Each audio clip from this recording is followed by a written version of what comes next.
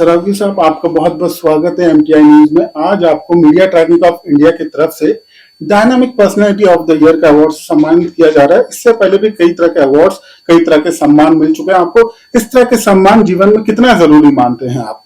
Sir देखिए, अगर कोई अच्छा काम कर रहा है और उसको इस तरह का सम्मान मिलता है तो डेफिनेटली उसको एक बूस्टिंग फैक्टर जिसे कहते हैं वो होता है। उसे एक प्रेरणा मिलती है कि वो अपने जो भी काम है वो कंटिन्यू रखे। और ये बहुत अच्छी प्रेरणा है। मैं कहता हूँ मेरे लिए नहीं, सबके लिए है कि अगर आप कुछ अच्छा करके दिखाओगे लाइफ में तो डेफिनेटली आपका काम अप्रिशिएट किया जाएगा। तो this is appreciation by the media, और जिसके लिए मैं बहुत बहुत शुक्रिया करता हूँ उनका। सर, हमने अक्सर देखा है कि आपने एक से बढ़कर एक केस लड़ा है, एक से बड़े एक केस के साथ जुड़े हैं आप। फिल्मों इंडस्ट्री के जितने भी केसेस ज्यादातर आप ही लड़ते हैं, तो इसके बावजूद जब आपका नाम जोड़ा जाता है केवल अबू सालिम के वकील के नाम से जोड़ा जाता है, क्या कारण मानते हैं सर आप? देखिए, ऐसा है कि जहां तक अबू सालम से जो नाम जुड़ा था वो उस वक्त का जो है सबसे हाईलाइटेड मैटर था, और शायद इंडिया का सबसे बड़ा हाईलाइटेड मैटर था। और उस केस के अंदर मैं इतना डीप में गया था, हालांकि बाद में मुझे कुछ परिस्थितियों में उसे छोड़ना पड़ा, कि उस वजह से लोग जो है एक समझते हैं कि एक ये गैंगस्टर का वकील है या एक अबू सालम का वकील है। मगर आप उसके पहले की भी हिस्ट्री देखेंगे तो मेरे पास हर किस्म के केस है। और फिल्म इंडस्ट्री के मैं कह सकता हूँ कि 40% केसेस जो हैं वो मेरे पास हैं। और मैं फिल्म प्रोड्यूसर्स एसोसिएशन के पैनल पे भी हूँ एज ए लीगल एडवाइजर। तो अब फिल्म के काफी केसेस हैं, और उसके अलावा जनरल केसेस जो हैं वो काफी हैं। मगर एक होता है, एक मीडिया ने उछाल दिया वो नाम, तो उसकी वजह से उससे जुड़ा जाता है। सर, और एक बात जानना चाहेंगे, कोई भी केस आपके पास आता है, कोई भी फरियादी आपके पास आता है, आप किसी को भी मदद करने के लिए तैयार रहते हैं कि आपका कोई क्राइटेरिया होता है कि मैं इसी तरह के केसेस लड़ूंगा और इस तरह के केसेस को मैं सीधा ना बोल दूंगा? देखिए, ऐसा है, जहां तक एक वकील के हिसाब से देखा जाए तो हमें किसी केस को ना बोलने का हक नहीं है। हमारे प्रोफेशन का एक वसूल है कि हमें हर एक की हेल्प करनी है। और हम नहीं जानते, अब जैसे कोई क्रिमिनल आया तो हम नहीं जानते कि वास्तव में उसने क्राइम किया है या नहीं किया है। हाँ, मगर अगर कोई लिटिगेशन हमारे दिमाग में आता है कि ये फ्रॉडुलेंट लिटिगेशन है या मिली भगत में कोई लिटिगेशन किया जा रहा है, तो हम डेफिनेटली उसको ना कर देते, क्योंकि हम भी जो है एक कोर्ट को आंसरेबल हैं। अगर कोई गलत केस हम लेके जाते हैं जहां मिली भगत का केस होता है, किसी और की संपत्ति हड़प करने के लिए होता है या और किसी मेलाफाइड पर्पज से किया जा रहा हो, तो उसको हम डेफिनेटली ना बोल देते हैं। अदरवाइज जो है हर एक की हेल्प करना ये हमारी एक ड्यूटी बन जाती है। उसमें जो है एक क्राइटेरिया ये रहती है कि लोग जो है नॉर्मली पैसे के लिए काम करते हैं, परंतु मैं अपनी कैरियर जो 42 साल का कैरियर है उसमें कभी पैसे के लिए नहीं भागा हूँ। मैंने हमेशा कोशिश की है कि चाहे गरीब हो या कितना भी अमीर हो, हर एक का काम मैं अपनी ईमानदारी से करके दूं। हमने अक्सर नोटिस किया है आपके जितने भी केसेस हैं सबकी चर्चा होती है। मैं खुद गवाह हूं, आप कई गरीबों की मदद करते हैं। कोई अगर किसी को साथ नहीं देता तो आप उसका साथ देते हैं। मैंने भी आपके सामने एक केस लाया था एक लड़की का जिसका ससुर बहुत बड़ा पुलिस ऑफिसर था। आपने उनसे बगैर एक पैसा लिए पूरा केस लड़ा। लेकिन जो आपकी ये काम है हाईलाइट नहीं होते, लोगों को सिर्फ इतना मालूम है कि अबू सालिम का वकील है। अगर इस तरह के कामों के बारे में भी लोगों को पता चले, क्या आप चाहते हैं कि इस तरह के काम जो आप करते हैं वो बंद मुट्ठी में करना चाहते हैं, लोगों को बताना नहीं चाहते हैं? नहीं, देखिए, इन सब केसेस को जो है प्रो बोनो बेसिस पे हम कहते हैं इसको हमारी लीगल भाषा में। और पब्लिसिटी तो मैं वैसे भी नहीं चाहता। जहां तक अबू सालम का सवाल है, वहां एक नेचुरल पब्लिसिटी जो है, चूंकि इंटरनेशनल आप पकड़ के लेके आए थे उसे वहां से, तो उस वजह से मिल गई।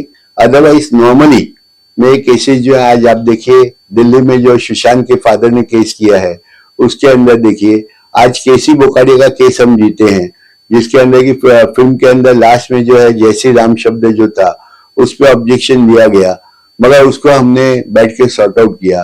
करण जौहर ने सूट फाइल किया, उसका केस अलग चल रहा है। तो ऐसा नहीं है कि ये सारे मैटर्स जो हैं, आज आपने शायद देखा होगा फुटपाथ पे जितने स्टॉल्स हैं उनको तोड़ने का हाईकोर्ट ने ऑर्डर दिया है, सारे फेरी वालों को हटाने का ऑर्डर दिया है, वो भी केस मेरा ही किया हुआ है। तो ऐसा नहीं है, मगर पब्लिसिटी जो है हम सामने से नहीं देने जाते।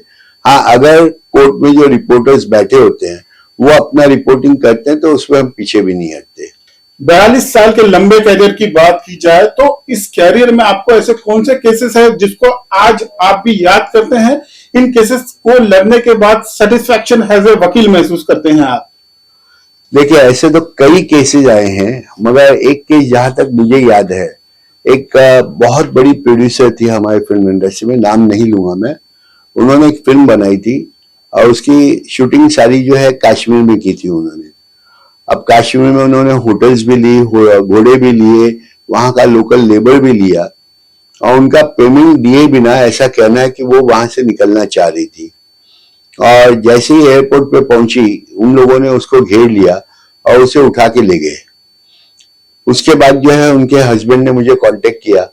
मैं यहाँ से श्रीनगर गया उनको छुड़ाने के लिए। जब मैं एयरपोर्ट पे उतरा तो मैंने देखा एक आदमी जो है तख्ती ले मेरा नाम लिख के वहां खड़ा है। मुझे बड़ी खुशी हुई कि क्लाइंट ने बहुत अच्छा अरेंजमेंट किया है। मगर पता चला जब मुझे गाड़ी में बैठाया गया तो मेरे दोनों तरफ जो है वो बंदूकधारी बैठ गए और मुझे सीधा अपनी होटल में ले गए। और वहां मुझसे कहा गया कि देखिए, आप हमारे मेहमान हैं, आप पूरा कश्मीर घूमिए, आप हमारे खर्चे से रहेंगे, हमारे खर्चे से घूमेंगे, और भूल के भी कोर्ट कचहरी या पुलिस के पास जाने की कोशिश नहीं करेंगे। सर, मैं कुछ घंटे तो उस होटल में रुका, फिर पता चला मुझे दिल्ली फ्लाइट जा रही है। तो मैंने उनसे रिक्वेस्ट किया कि भाई मुझे एक दिल्ली की फ्लाइट की टिकट दिलवा दो, जब मुझे कुछ करना ही नहीं है तो मैं वापस चला जाऊं। उन्होंने टिकट करवा के दी, मैं दिल्ली आया। दिल्ली में जो है उस वक्त मेरी एडवोकेट ऑन रिकॉर्ड थी संगीता कुमार। उनके थ्रू मैंने एक पिटीशन फाइल की सुप्रीम कोर्ट में कि भाई मेरा अपना ये एक्सपीरियंस है वहां कश्मीर में, और मेरे क्लाइंट की जान जो है धोखे में है। और वहां सुप्रीम कोर्ट ने जो है ऑर्डर पास किया, और उस ऑर्डर के ऊपर से जो है 2 दिन के अंदर जो है उस प्रोड्यूसर को सुप्रीम कोर्ट में हाजिर किया गया और उनको छुड़ा लिया गया। तो एक एक्सपीरियंस जो है वो काफी टेररिज्म था। ऐसे काफी कुछ मौके आए जहां पे मुझे ये सब फेस करना पड़ा। अब जैसे एक हमारे मित्र थे सावंत जी, उन्होंने काफी अच्छी अच्छी पिक्चरें बनाई है। उनका एक केस था आगरा में। हम आगरा डिफेंड करने पहुंचे तो वहां पता चला कि सामने वाला ये क्लेम कर रहा है कि हमने ऑलरेडी जो है यहाँ पे सारी सेटिंग करके रखी है और आपकी पिक्चर के खिलाफ तो ऑर्डर आना ही आना है। ये बात मैं कर रहा हूँ आज से करीबन 25-30 साल पहले की। अब हम बैठे वहां आगरा के कोर्ट के कैंपस में। मुझे चूंकि कुछ पान पत्ती वो लेना था तो मैं एक स्टॉल पे गया। मैंने उनसे पूछा यहाँ का सबसे अच्छा वकील जो है वो कौन है। उन्होंने एक नाम दिया और लकीली वो सामने से ही आता हुआ दिखाई दिया, तो उन्होंने कहा देखो वो आ ही रहे हैं। मैंने उनसे कहा यार हमें पिक्चर की डिलीवरी करनी है और हमने सुना है कि शायद ऑर्डर हो ही जाएगा, यहाँ सब कुछ सेट किया हुआ है। उसने कहा देखो सेटिंग वगैरह का तो मुझे मालूम नहीं, आपको कितने दिन चाहिए। मैंने कहा साहब 3 दिन चाहिए मुझे, 3 दिन के अंदर पिक्चर की डिलीवरी निकल जाएगी। उसने कहा मैं XYZ अमाउंट दूंगा, आपको 3 दिन दिए। मैंने कहा भैया कैसे दोगे, जज है आखिर, तो कोर्ट है, ऑर्डर करना ही करना है सुनवाई करके आज। उन्होंने कहा वो मेरे पे छोड़िए। अब साहब उन्होंने अपनी एक दोस्त का जो है गिरेबान पकड़ा आपस में बात करके और उनको 2-4 थप्पड़ लगा लिए, वहीं कोर्ट कैंपस में मारामारी कर ली। उसके बाद जो है सारे वकील हड़ताल पे चले गए, किसी भी लिटिगेंट को जो है कोर्ट में नहीं जाने दिया और करीबन 3 दिन तक जो है ये उनकी हड़ताल चली। जब सारी डिलीवरी चली गई उसके बाद दोनों ने आपस में हाथ मिलाया कोर्ट कैंपस में और एक दूसरे से माफी मांगी और कोर्ट रिज्यूम हो गई। तो ये भी एक नया एक्सपीरियंस है कि कैसे मैटर को जो है उस वकील ने टाला। हमारे लिए वास्तव में एक बहुत गलत एक्सपीरियंस, मगर क्लाइंट का काम हुआ। तो ऐसा भी होता है इस प्रोफेशन में, ऐसा कुछ नया नहीं है। शायद ये पैटर्नबाजी वहां के वकील अच्छी तरह से जानते थे और उन्होंने करके दिया। तो ये सब एक्सपीरियंस जो है काफी कुछ आते हैं। अब हम चेन्नई गए, एक I am sorry supreme court में एक मैटर था। My client was again a big very big celebrity जो आज 3 टर्म से MP भी हैं। उनकी एक सीरियल पे जो है रोक लगा दी गई थी।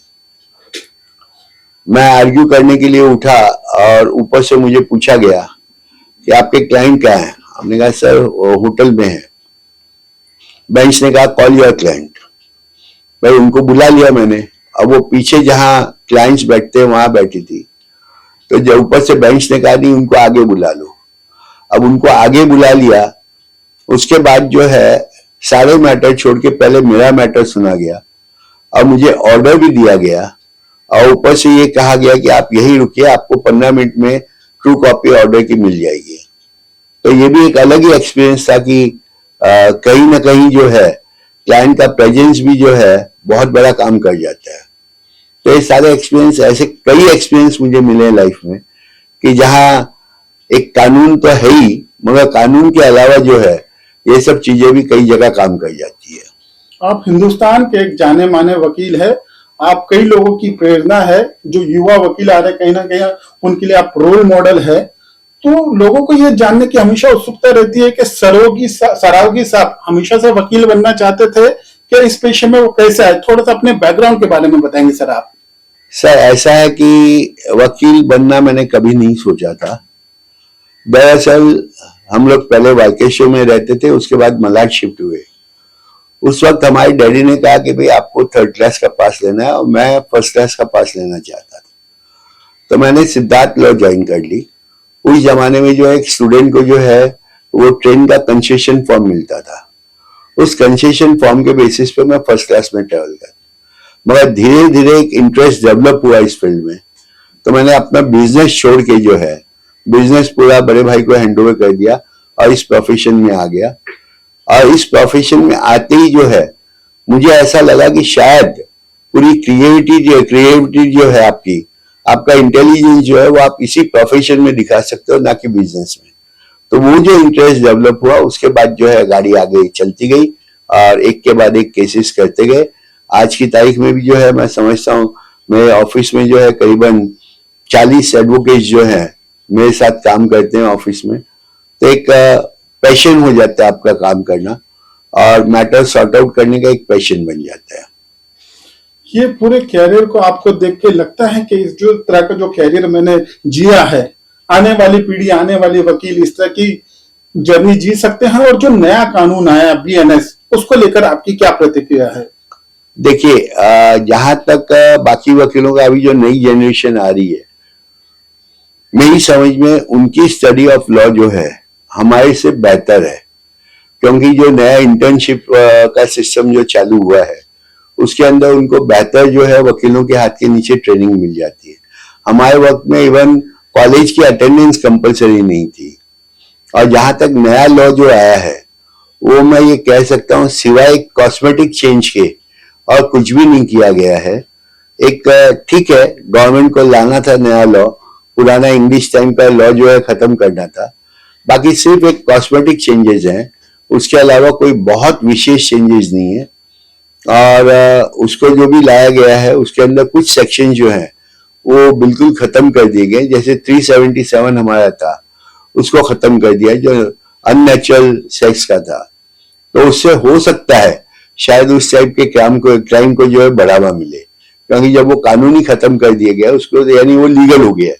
अगर ऐसा कुछ होता है तो डेफिनेटली हमारे लिए सोचने की चीज है ये। हमसे बात करने का बहुत बहुत शुक्रिया सर आपका। बहुत बहुत शुक्रिया आपका भी।